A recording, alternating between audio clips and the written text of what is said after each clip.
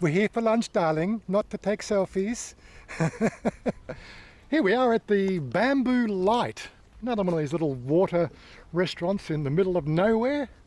Right, ready for lunch. And today I was thinking about talking about motivation, right? Being motivated, especially when you get to the retirement sort of side of life, you know.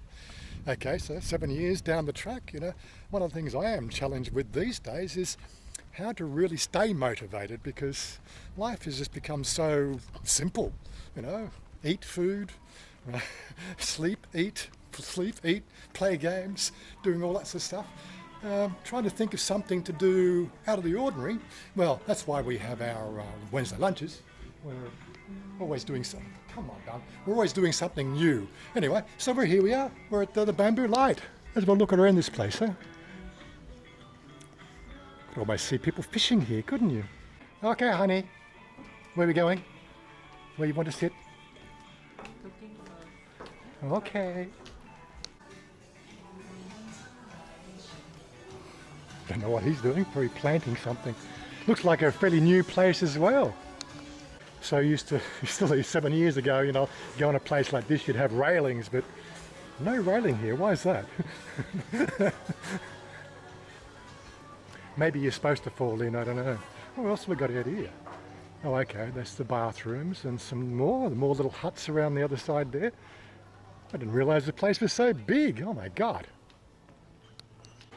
Some other nice seating out here. Maybe that corner there, darling. What do you think? Over here? It's okay?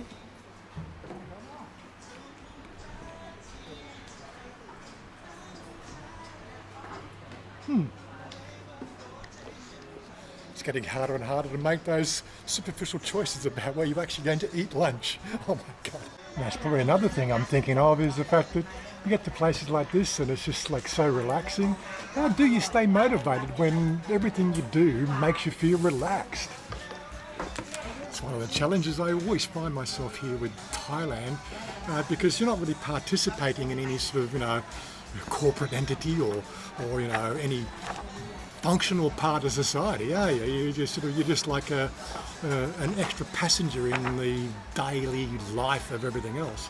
Well, this is what I'm talking about. I'm throwing it out there. What do other people do to stay motivated? I know I have a routine clock. Oh yeah, we got some food. It's all right. I have an app. It's okay. It's okay. But I have a clock to keep me sort of in time. But one of the other things I have to deal with here is the fact that I don't really come alive until about 3 or 4 o'clock in the afternoon, and then I peter out about 2 o'clock in the morning. That might sound strange to some people, but you know, when you live in Thailand for so long, if you notice, that's pretty much the Thai lifestyle. Try to find anything open at 10 o'clock in the morning, unless it's a corporate entity. It's very, very rare, unless of course they're specifically focused on breakfast. Here in Thailand, you know, like you have restaurants that are breakfast focused, lunch focused, dinner focused, like you do everywhere else, but there's such a plethora of them that just, again, motivation, staying on track. And let's have a look at this menu. So what have we got here? So we've got some deep fried, and looks like a recommended menu with their specials. I could do with fish today, maybe. And had fish for a few weeks. Oh, more fish menu. Oh, big fish menu. Fried. Sizzler menu. Spicy menu. That'll keep her happy. Spicy soup. Oh, it's going to take a bit of thinking and a bit of a translator app. What's that? You would think this is a private zone, but have corner or have people behind us, but it's okay. But yeah, so like, what is this thing here? How do you, like, this is something you never taught at school, right? You know, most of the time in your life, you're sitting there and trying to, you know, appease the people around you, like the people who actually pay you for a job and things like that. You know, so you're sort of motivated by that paycheck. You know, it gets you out of the bed in the morning, on the bus or train or whatever transportation you're going to choose, and then you get to work and you do your 8 to 10 hours, and then you come home, and then you're sort of motivated by the fact that you've got to eat. And then by the time it's 8 o'clock at night, then of course you turn on the electronic shaman and get programmed to do things the way that the establishment wants to program you to think. You know, when you fall outside that system for such a long time, right, there's no more programming apart from what you flick through on Facebook or Twitter or YouTube. I'm just thinking last night I fell down another rabbit hole of YouTube viewing, nothing to do with Thailand, more just my interest, to do with AI and space and time and all that other sort of stuff that I tend to sort of fall down that rabbit hole. And I'm sitting there thinking to myself, oh my God, I'd never do this when I was working because, like you get to that time of night, you got your hour or 2 hours before you have to go to sleep, and you kind of press every last 2 hours of your day into some sort of fathomable, entertainment zone. Yeah, just into and not do all those sort of things. Now you got all that time in the world, and I could spend 6 hours just sitting there, falling down the YouTube hole, watching technical documents. What surprised me the most last night was probably 50% of those videos I'm watching weren't actually made by humans per se. They were made by AI, or at least an AI script, or an AI over voice, or an AI something. And there's me thinking 40 years ago, not 60 years ago, because I wasn't really thinking much 60 years ago, I was 2 years old, but 40 years ago, when you're in that sort of, prime zone at thinking about life and doing all the stuff, working and trying to make ends meet, you sit there and think about the fact that, oh my God, what am I going to do in my life when I get older? If I didn't have this, I didn't have that. Well, yeah, you get what I mean. It's just a thinking process. Back then, we were thinking about engineering. What can make our life better? Remove the tedium. So we could explore things like our creativity and things like that. I'm going, yeah, it was a great idea, great thought process, but now 40 years later, we've actually got the computers not only to build the engineering, but now taking the creativity away from us. Yeah, okay. Sort of also lowers your motivation level if you try to compete against an AI who is 10 times smarter, or I wouldn't say smarter, but 10 times to 100 times more information than you do, and you go, all we can do is just enjoy food. Yes, yes. And I'm completely ignoring my girl. She still stays motivated because she has a job or business to run, don't she? Yeah. How's the business going, darling? How's the business? Good? Good? Yeah. Ready to open salon number 2 yet? I hope so. When? I hope so. You just hope so? Yeah. Hope is not... When Thailand, everything okay now. Oh, okay. Yeah, when Thailand's okay, Have yeah. big story for Government, yeah, we're not talking about the government. Yes, it looks like the MFP party sort of got over the line with the issue with that shareholder thing. Well, it's still after the final process, but yeah. We just don't know what's going on here in Thailand at the moment. So again, it's another thing that sort of quashes any sort of motivation to go out and start anything new, because what's going to happen tomorrow? They're talking about the whole visa changes now. That could be sort of a big upsetting apple upsetting rock in everybody's plans to come to Thailand as well. If you didn't know, they're now just loose talk. There's nothing firm. Loose talk, like the same loose talk. They talk about motorcycle licenses for over 400 cc's, which is 4 years ago, and sort of doesn't really get media attention. So, but this is another one. We're about the same sort of collective group, aren't we? We're a bunch of people who have decided to come to Thailand to spend the rest of our life, and we've got Power Musa. Okay, good.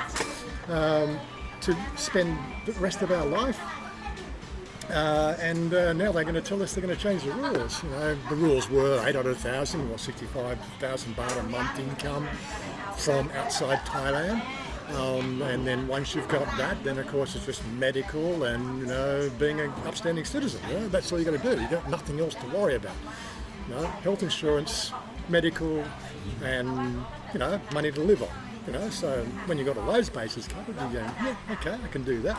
Now they're talking about doubling it or even tripling it, and you're going, well, it's okay, it's still money, but at least my money in Australia earns some significant income.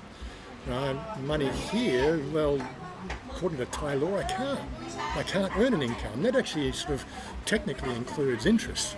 I don't know really how it works. I'm sure Robert, Mayor Groves, will tell us exactly how that works. I'm not an educated person when it comes to that. I've got too many fingers in other, holes and dikes and pies and everything else. That sort of stuff there, I can't control it, so I just ignore it. But yeah, it's just one of those sort of things. Anyway, I know I am rambling on, but this is the thing. I think people come to watch these videos simply to get my points of view on life, or my lack of points of view on life, or whatever. But that's my drink. Okay. No. This one not for you. Just for photo. Oh, is it? Yeah. Ni olive for thing. Leo. Oh, I This have one to drink order water. for photo. Non-plant okay. only. Yeah, okay. Can only drink non-plant. Oh my God. What? I still can't get over it. Find out your food. I've done it too, but seriously. But yeah, motivation. How do you get motivated to go and explore new avenues? When you're 20, 30 years old, risk is something you endeavour for. When you get to 60 years, you're starting to weigh up all those risk factors of, it's going to go wrong. People know you, and what if you fail? What if you do this? What if you do that? I really don't know how to get over those little mental hurdles, because quite frankly, I don't need to. I could literally stay at home every day, eat food, play computers, and do nothing, and I'm still quite entertained. Thank you. I finally get my drift.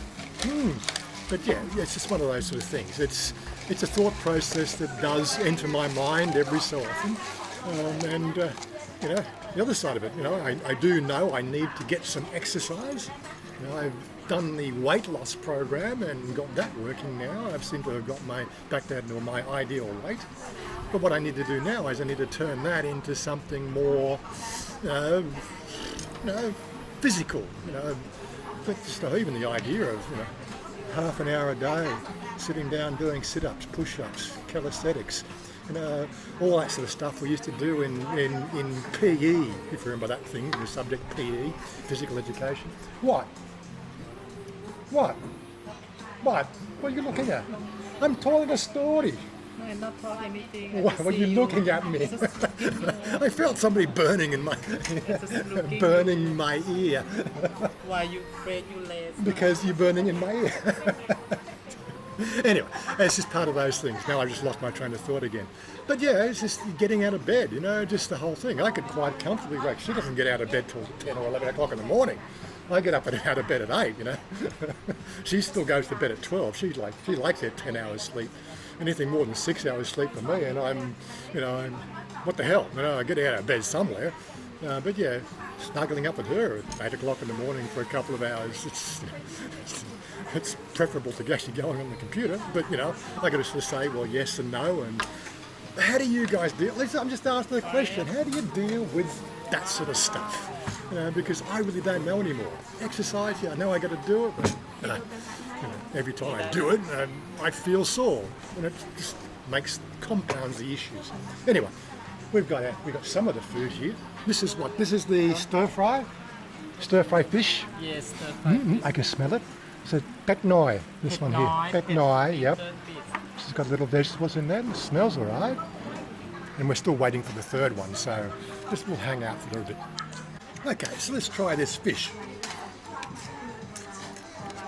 It's stir fried, it's Thai style. What? Just you open that, take that first bite and just bing.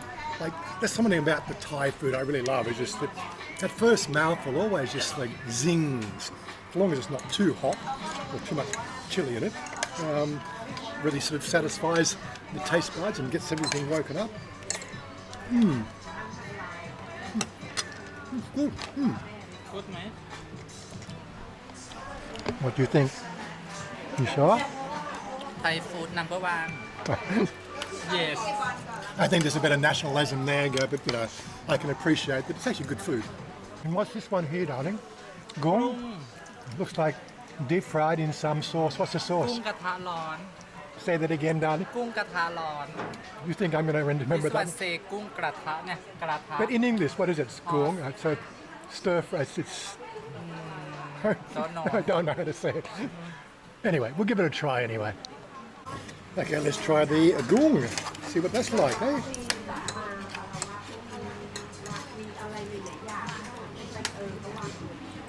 Alright โอเคไหม Nowhere near as much flavour as the fish, but yeah. The trouble with gung, it is a sort of one of those tastes that, yeah, it's sort of a very subtle fishy taste, and trying to make it, enhanced can be a bit of a challenge. But that fish is wonderful. Well, she polished that off pretty good, didn't she? That was very, very yummy, darling. So yummy Yeah, Yes yeah. So good yeah We often sort of say we should keep coming back to the ones we like, but there's so many restaurants here, it's too hard to keep up. Well, that lunch there come to 864 baht. So That's right 864 baht. No, 864 baht. I say it again, 864 baht. That's all right. It was good food. Loved it. But yeah, because just กุ้ง just going, yeah, so seafood is always probably the most expensive here in Thailand. I don't know why. You've got a lot of sea around, but a lot of Thai people want to eat it too, so it's a premium food. But other than that, it's actually quite a... Where's she going to now? Anyway, we're out of here. Hope you liked the videos, blah, blah, blah, and we'll see you later. I want you to